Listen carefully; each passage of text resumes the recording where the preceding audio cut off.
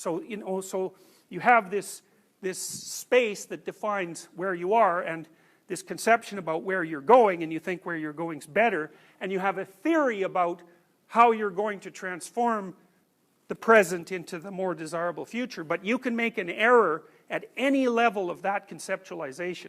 And that's sort of a modification of Jeffrey Gray's theory, the cybernetic theorist, because what they believed was that you see the world. You expect certain things to happen when you act. And now and then, when you act, that expectation is violated. And so then you have to reconfigure your behavior or your conception of the future. But that's not quite right, because you don't see the world, right? You perceive the world through a fog of preconceptions, and in a manner that's impaired because of your tremendous cognitive limitations.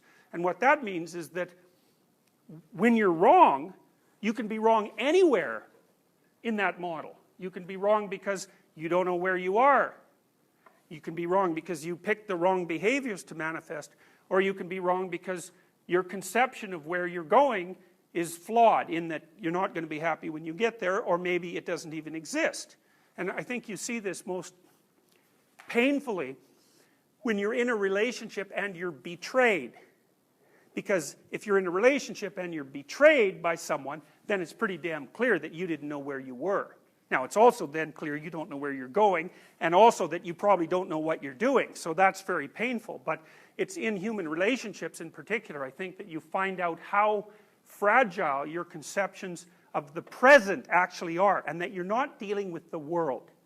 You're dealing with a very oversimplified and presupposition-based conception of the world. You know, because maybe you think your partner loves you and is trustworthy. And maybe you think all people are trustworthy, you know, because you're naive. And then you find out, well, if that's love, you don't want any of it. And they're not trustworthy. And then what the hell? It's like, well, you don't know where you are.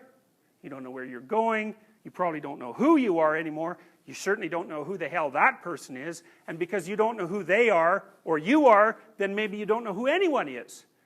And that puts you in a place too.